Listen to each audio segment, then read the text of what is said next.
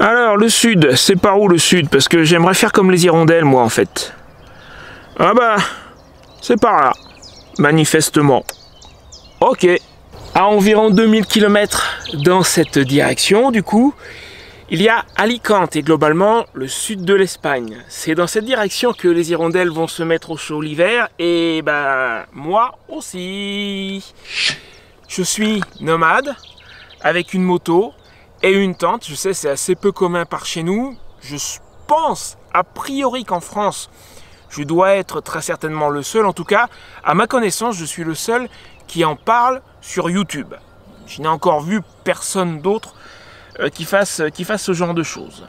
Alors je fais cette vidéo aujourd'hui parce que la chaîne a littéralement explosé récemment.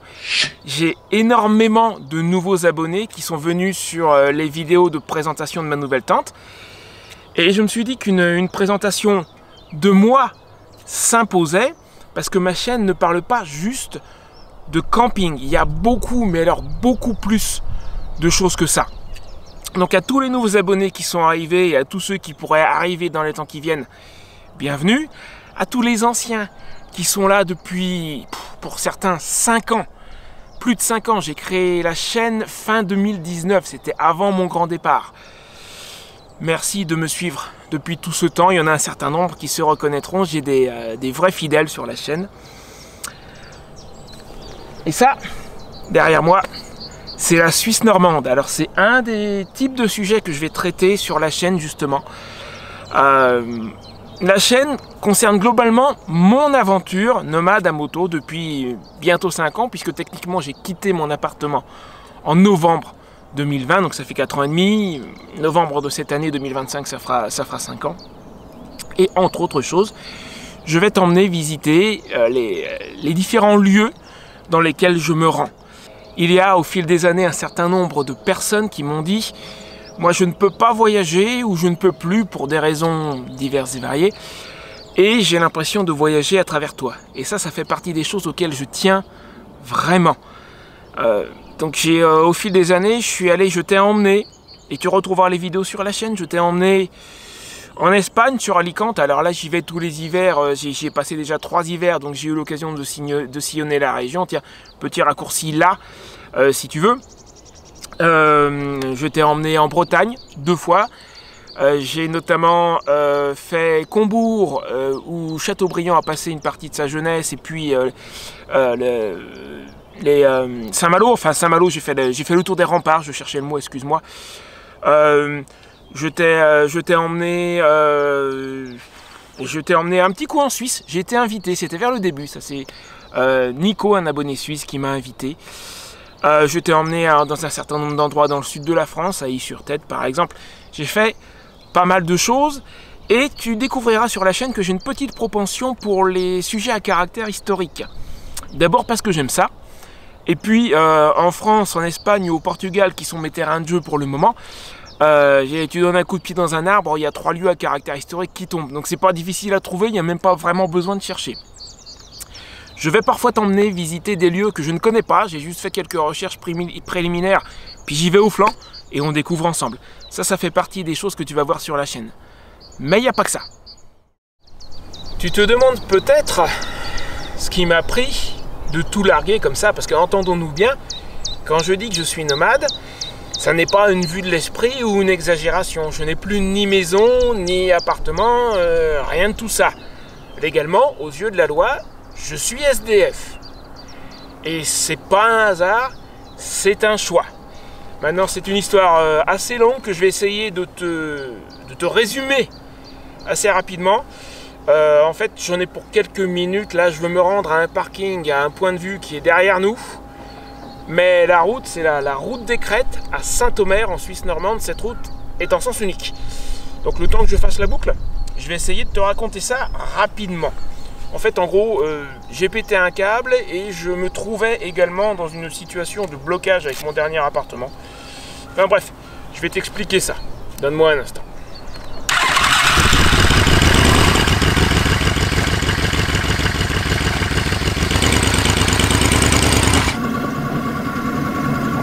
Eh bien entendu, j'ai oublié une toute petite partie du matériel. Alors ça, c'est tout moi. J'ai le micro qui va dans le casque.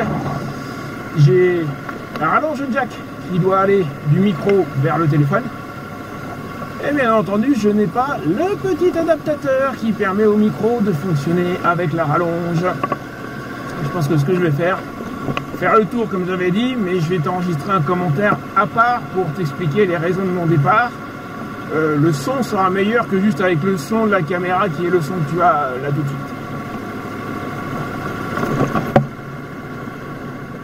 Alors, qu'est-ce qui m'a pris de tout plaquer comme ça du jour au lendemain? Et déjà, ça ne s'est pas vraiment fait du jour au lendemain. À la base, il y a une très longue période dans ma vie où j'ai été particulièrement isolé. C'est dans ma nature, malheureusement, de m'isoler. Et il y a eu une période pendant près de 20-25 ans où je n'avais quasiment aucun contact humain. Je veux dire, le gros du truc, pendant peut-être 18-20 ans, mes seuls contacts humains dans la semaine, c'était 2 fois par semaine la caissière du supermarché et puis 1 fois par jour la vendeuse de la boulangerie, et c'était à peu près tout. Le reste du temps, j'étais enfermé chez moi. C'est pas bon pour la santé du cigare. Et au bout d'un moment, j'ai quand même fini par réaliser qu'il fallait que ça change. Mais il n'y a pas que ça. J'ai découvert le principe du nomadisme à moto sur YouTube.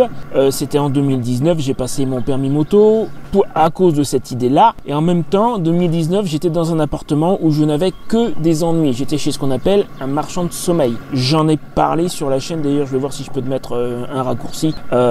J'étais inondé par le sol à de nombreuses reprises, c'était des eaux de pluie. Quand il y avait un problème, il fallait appeler 15 fois et attendre 3 semaines, un mois pour qu'il se passe quelque chose. Enfin, j'étais chez quelqu'un qui voulait bien encaisser les loyers et les APL, mais qui voulait pas se bouger quand il y avait quelque chose à faire. Un marchand de sommeil, quoi.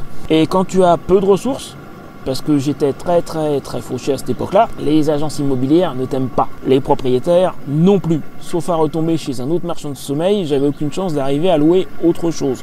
Donc partir de cet appartement, j'avais aucune possibilité à part cette idée qui me trottait dans la tête de devenir nomade avec une moto. Donc d'un côté, je voulais briser mon isolement, d'un autre côté, je voulais quitter cet appartement pourri et les relations, on va dire, orageuses que j'avais avec le propriétaire, parce que je suis pas du genre à me laisser faire. Et lui, évidemment, ça lui plaisait pas, il n'avait pas l'habitude qu'on lui tienne tête. La seule solution, et là, ce sont mes 10 années de marketing sur Internet qui parlent. Quand tu as un plan sans action, ça reste un beau rêve, mais ça n'existera jamais.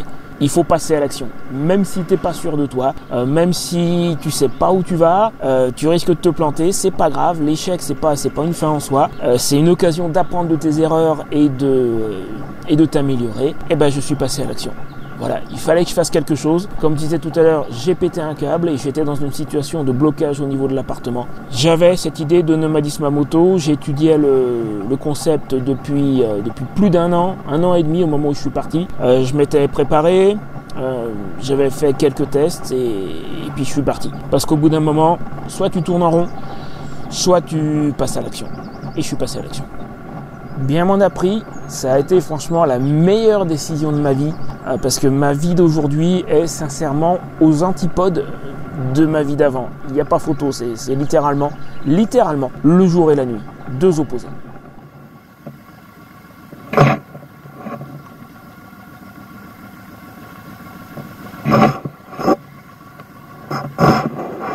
Comme ça va être pas mal.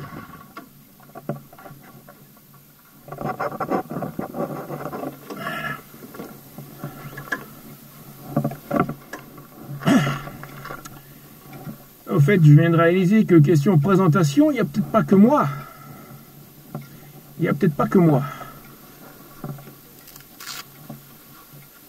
Tout à l'heure, pendant que je tournais l'introduction de la vidéo, il y a un groupe de randonneurs qui est passé. Et de loin, j'ai entendu quelqu'un dire « Ah, peut-être qu'il filme pour vendre sa moto. » Jamais de la vie! Non. Est-ce que tu pourrais imaginer, je sais pas moi, Lucky Luke sans Jolly Jumper, Don Quichotte sans Rocinante? Ça marche juste pas! Moi, c'est exactement pareil avec Fanlevent. Alors, elle ne s'appelle pas comme ça par hasard. J'ai pris l'habitude de donner des noms de chevaux de fiction à mes motos. Ma moto précédente, d'ailleurs, s'appelle toujours Rocinante, comme le cheval famélique de Don Quichotte, c'est avec elle que j'ai démarré mon aventure. C'était une Kawasaki Vulcan 500 de deuxième génération. Et je l'ai appelée comme ça parce que je l'ai littéralement sauvée de la casse. Elle était dans un état pitoyable quand je l'ai achetée. Bon, en même temps, c'était une moto à 1000 balles. Hein. Retapée du mieux possible avec l'aide d'un ami. Et c'est avec elle que j'ai fait les 2 premières années et demie à peu près de mon aventure. Depuis presque 2 ans à présent, je suis avec Fanlevent, donc elle, je l'ai appelée comme ça. Parce que Fanlevent, c'est le cheval de Johnny dans le roman Terre, Champ de Bataille. Et dans ce roman, Johnny à pied sans Fanlevent, ça marche pas.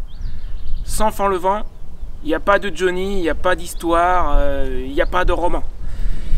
Et ben moi c'est pareil, sans Fanlevent ou sans Rocinante avec, il n'y a pas d'aventure. À vendre? Jamais. Je vais la pousser jusqu'au bout. Ça c'est un V4, c'est une Yamaha Royal Star de 2000. Un V4 dégonflé, c'était à l'origine le moteur du Yamaha VMAX. Là, il est dégonflé, il est moins puissant, on lui demande rien. Ça veut dire qu'il est capable de faire des centaines de milliers de kilomètres. C'est une machine qui fera 200 000, 300 000. Et quand elle en aura fait 300 000, honnêtement, moi j'ai tendance à m'attacher à mes motos. Il est possible que j'envisage un moteur, ça se reconstruit. Peut-être. On verra. Mais en attendant, même juste sur, on va dire, sa capacité de base, 200-300 000 km, je l'ai pour 10 ans au minimum. Et je ne la vendrai jamais. Tout comme Rocinante, officiellement elle n'est plus à moi, mais elle est entre les mains d'un ami qui est en train de la restaurer. J'ai vu les photos récemment, il l'a dépouillée jusqu'au cadre. Il va m'en refaire une moto neuve, je crois. On en reparlera dans quelques temps parce que je vais aller le voir. Je l'ai déjà rencontré une fois, très rapidement, je suis resté 2 heures chez lui. Et je vais retourner le voir. Donc voilà, ma compagne, mon ami, sans qui il n'y aurait pas d'aventure.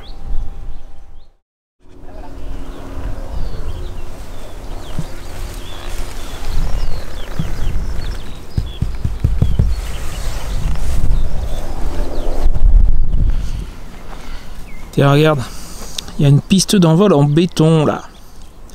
En fait, ici on pratique le vol à voile et il y a même une école. Donc quand tu vois le paysage, c'est pas étonnant.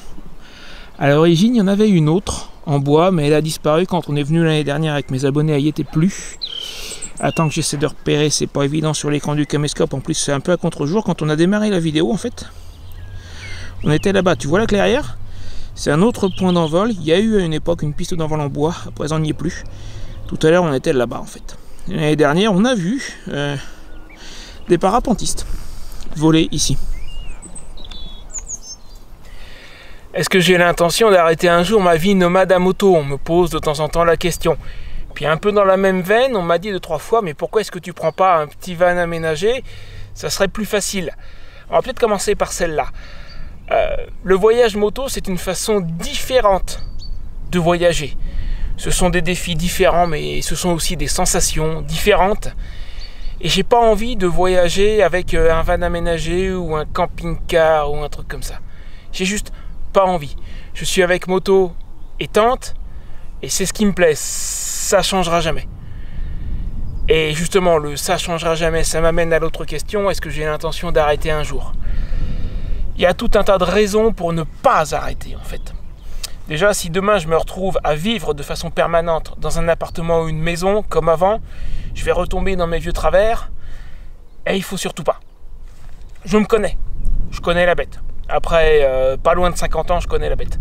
Donc ça, il faut surtout pas que je le fasse. En plus de ça, après ce que j'ai vécu ces dernières années,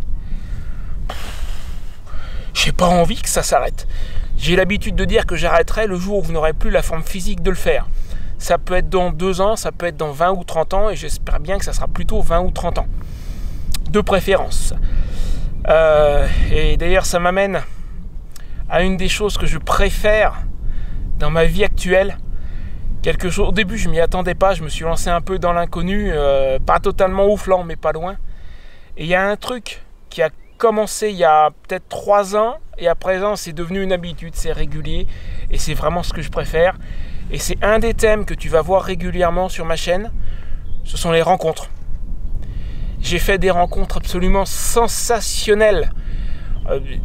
Des gens, je ne serais jamais tombé sur ces gens-là avec ma vie d'avant. Impossible, j'étais tellement isolé. Mais lors de mes voyages, j'ai rencontré... Alors il y a des gens qui ont voyagé beaucoup plus loin que moi.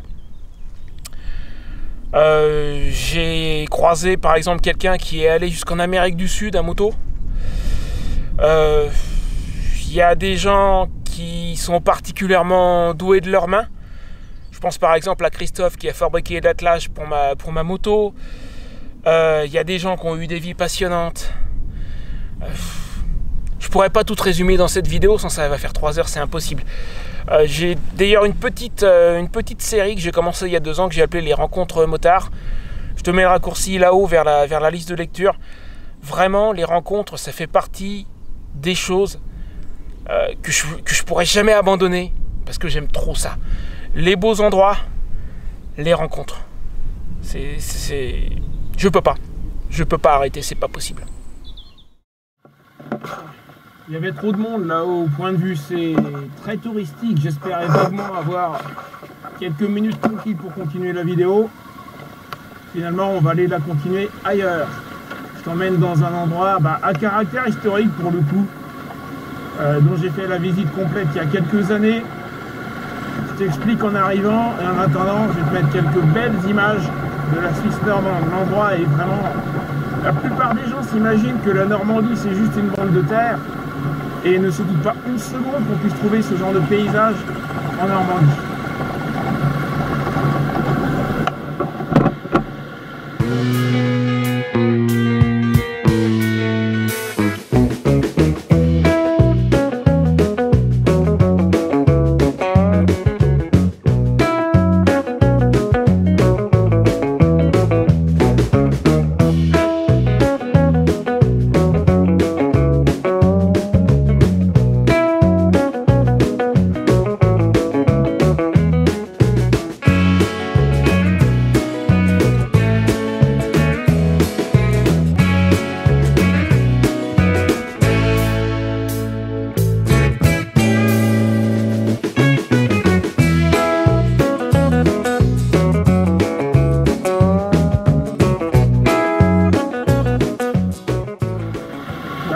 C'est là qu'on va, juste en face, le château Guillaume le Conquérant. Quitte à avoir un lieu plein de touristes, ça c'est un lieu de tourisme, et c'est un lieu plein de touristes avec plus de place au point de vue de tout à l'heure. Moi, interdit au plus de 3,5 tonnes, ça va. Moi, ils font le vent, on fait pas 3,5 tonnes. Voilà.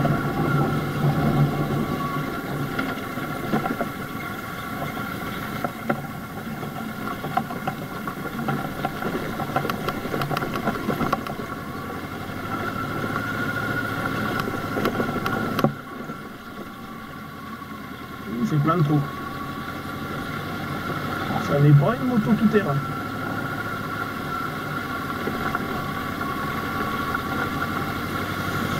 Alors bon, je la pose, je rentre dans la cour du château et je te retrouve là-haut.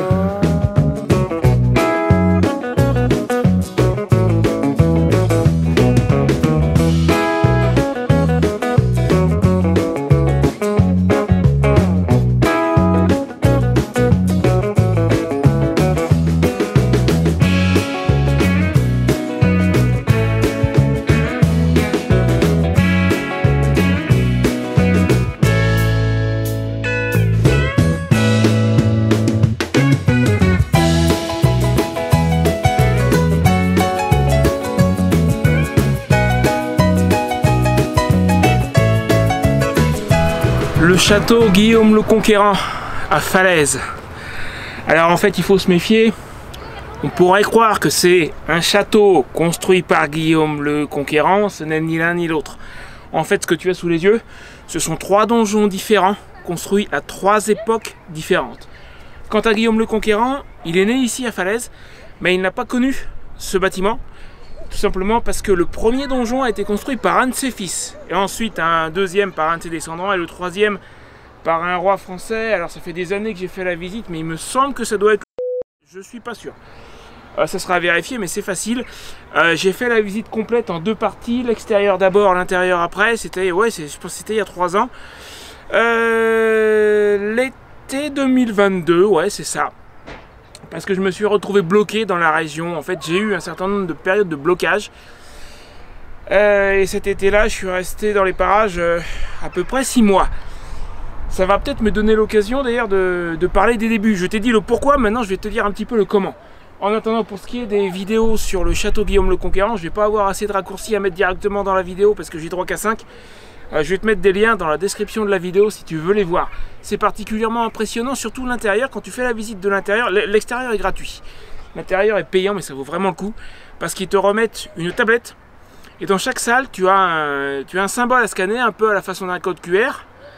Et la tablette t'affiche une reconstitution en 3D, mais qui bouge. C'est-à-dire que quand tu bouges la tablette, la vue en 3D bouge avec toi. Et tu peux voir, c'est comme ça aujourd'hui, c'était comme ça à l'époque. C'est absolument génial. Je te laisse, encore une fois, les raccourcis vers les vidéos seront dans la description. Donc, comment est-ce que je me suis retrouvé bloqué presque 6 mois ici?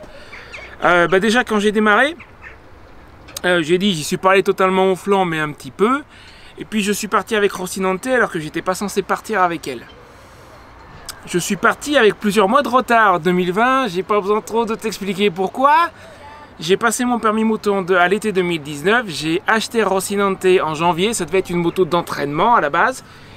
Et je comptais pas partir avec elle. Puis bon, faute de budget, c'est avec elle que je suis parti. Mais ce qui s'est passé, c'est que je comptais faire mes premiers tests en camping moto en mars. Parce que je m'étais renseigné sur des vidéos YouTube, etc. Mais j'avais strictement aucune expérience en matière de voyage moto ou de camping. Zéro, nada, rien. Et puis en mars, j'ai pas besoin de t'expliquer ce qui nous est tombé sur le coin de la figure.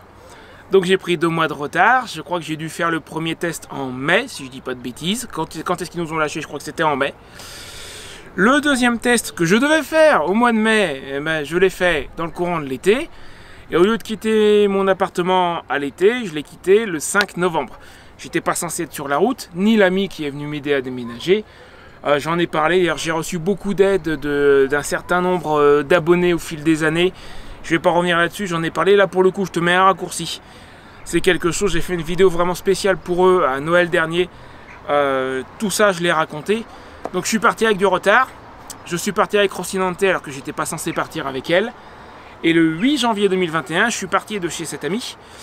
Direction le sud, et j'ai pas pu passer la frontière espagnole parce que les communautés autonomes espagnoles étaient toutes verrouillées entre elles. Donc je suis allé jusqu'au sud de la France, j'ai passé 3 mois à Is-sur-Tête dans la région de Perpignan, dans les Pyrénées-Orientales, et je suis remonté.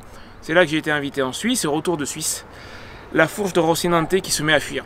En fait, il y avait un gros, alors ça a été une autre grosse période de blocage après les confinements. Un gros défaut, en fait, quelqu'un avait massacré le tube gauche avec une pince multiprise. Sauf que c'était invisible, c'était en dessous du niveau du joint, donc à l'achat c'était pas visible. Pour le voir sans démonter le bras de fourche, il fallait lever la moto, et quand je l'ai acheté, je l'ai pas levé. Et quand tu lèves la moto, ça effleure à peine. Ça s'est mis à fuir au bout de 10 000 km, donc il y a dû y avoir une réparation temporaire de fait. Du coup, j'ai pas osé rouler. J'ai passé un hiver chez ma soeur dans le Loiret. Et en mars de cette année-là, donc mars 2022, je me suis retrouvé dans la région, à la ferme Kerflaver, où j'ai mes habitudes, parce qu'ils sont devenus des amis. C'est là que j'ai fait mon premier test. Mon premier test en camping moto à l'époque où j'avais encore mon appartement. Et donc je suis resté dans la région presque 6 mois, de mars jusqu'à quand est-ce que je suis parti. J'ai dû partir début septembre, je crois.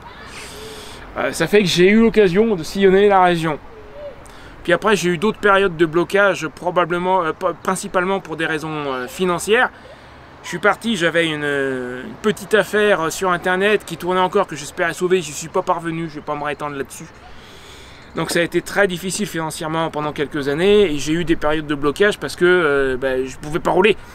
La moto, faut mettre de l'essence dedans, faut l'entretenir, même si niveau entretien, j'ai été aidé aussi par des abonnés qui se reconnaîtront. Il y a des consommables, il y a des choses comme ça qu'il faut payer. Donc j'ai eu des périodes de blocage dues à ça, j'ai évolué beaucoup plus lentement que je ne pensais. Mais aujourd'hui, je commence à vivre de la chaîne. Le futur paraît beaucoup plus brillant. Il est à l'image de soleil d'aujourd'hui, un soleil de début avril, mais vraiment on est bien là. Le soleil, mon futur, il a l'air un petit peu comme aujourd'hui. C'est-à-dire qu'il brille, il est doux, et je me sens bien. Ce qui va faire que je vais pas arrêter de sitôt, je l'ai déjà dit.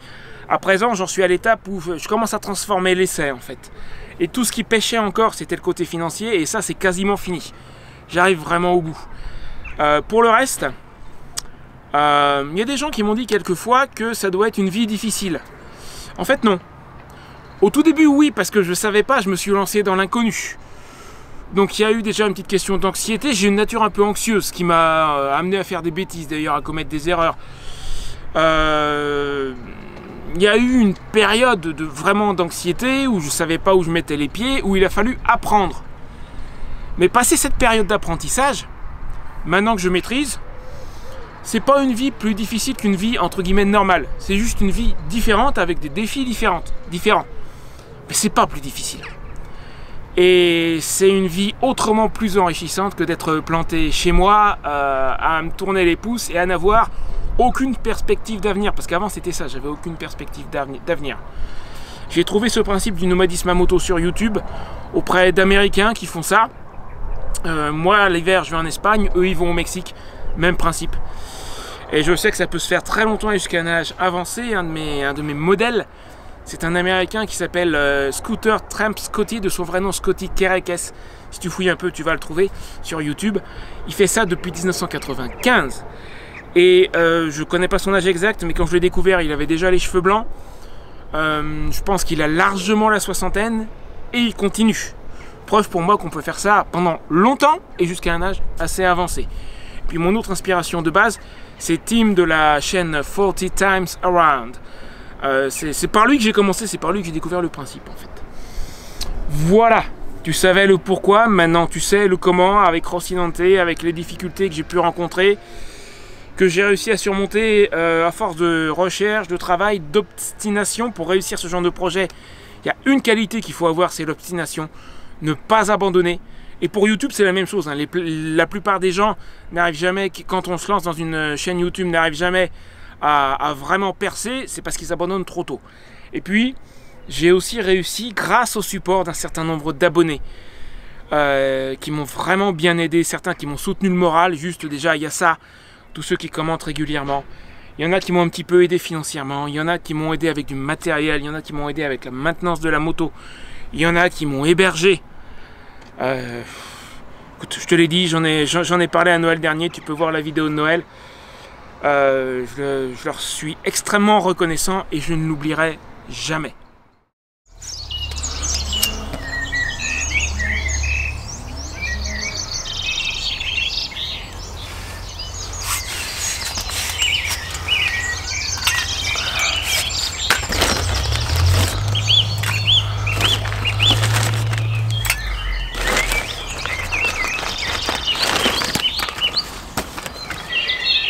Voilà qui devrait m'aider à me réchauffer. Oui, j'utilise un réchaud à bois.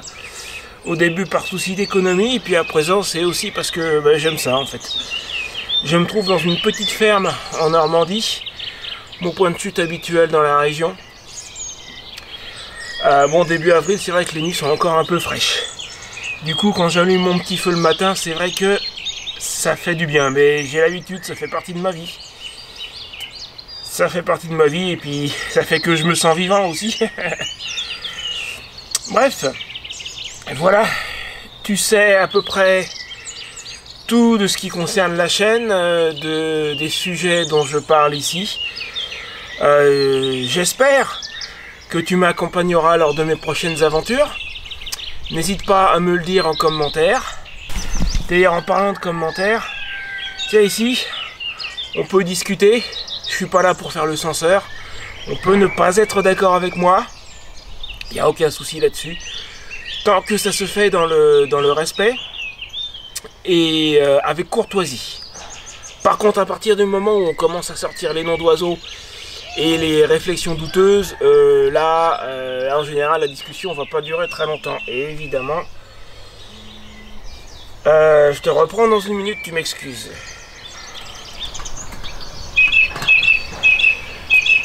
Bon, où est-ce que j'en étais? Je sais plus du coup. J'ai pas souvent d'appels téléphoniques et évidemment là il faut qu'on m'appelle pendant que je tourne. C'est pas grave. Ouais, donc on peut discuter sur la chaîne. Lâche-toi dans les commentaires si tu as envie, ça sera vraiment pas un souci. c'est fait pour ça, et au contraire, moi ça me fait plaisir. Et voir plein de commentaires qui, dans 99% des cas, sont positifs. De toute façon, ça me soutient le moral, ça me fait du bien. Donc vas-y. Sur ce, moi je vais prendre mon café bien tranquillement. Et puis, tu sais quoi? Il y a quelques mois, si tu veux prolonger un peu l'expérience et voir un peu plus ce qu'est ma vie, en fait, j'ai fait une journée, une vidéo, une journée avec moi, où je t'ai emmené sur un tournage et tout ce que je fais au quotidien, dans le courant de la journée, etc. Alors c'était avant que j'ai cette tente là, c'était avec ma tente précédente, mais à part ça, c'est littéralement mon quotidien. Je te la mets juste là, vas-y, fais-toi plaisir, c'est pour moi, et je te dis à bientôt. Puis si t'es pas encore abonné, bah tu sais ce qu'il faut faire. Salut!